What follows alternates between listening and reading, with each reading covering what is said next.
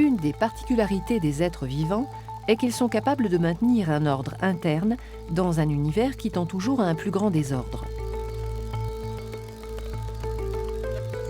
Pour créer cet ordre, les cellules d'un organisme effectuent une série de réactions chimiques interdépendantes constituant le métabolisme.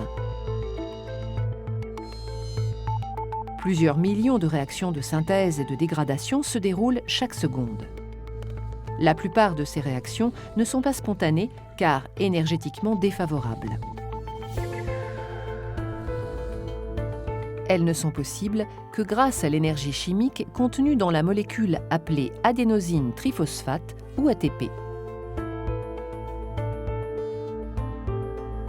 C'est la dégradation des molécules d'origine alimentaire qui, en utilisant le dioxygène de l'air, permet de produire l'ATP.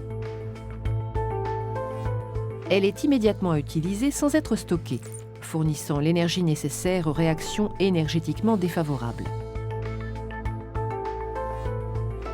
C'est la production d'ATP dans la cellule qui est appelée respiration cellulaire.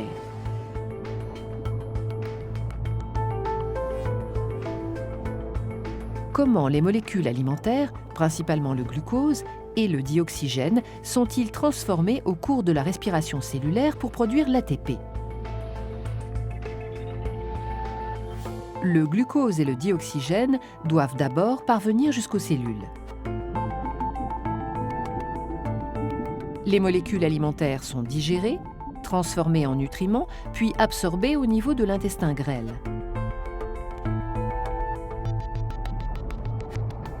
Le sang assure leur distribution à toutes les cellules de l'organisme.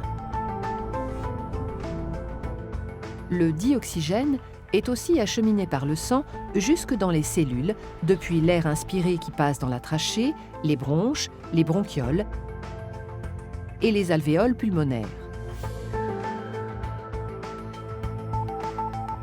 Le glucose et les autres molécules alimentaires sont oxydés au cours de 3 ensembles de réactions intracellulaires agissant en série.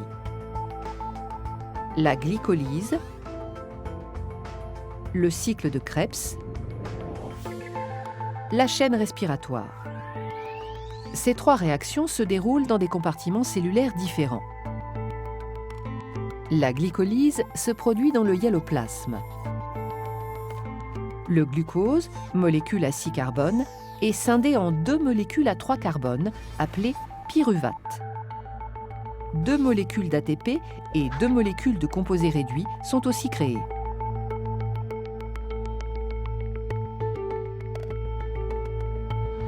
Le pyruvate entre alors dans la matrice de la mitochondrie, où il subit une oxydation complète au cours d'une série de réactions appelées cycle de Krebs. 6 molécules de dioxyde de carbone sont créées, 2 molécules d'ATP et 10 molécules de composés réduits.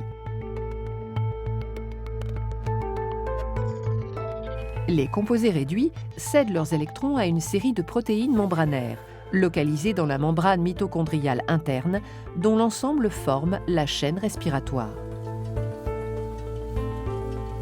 Les électrons sont au final cédés au dioxygène, avec lequel ils forment de l'eau.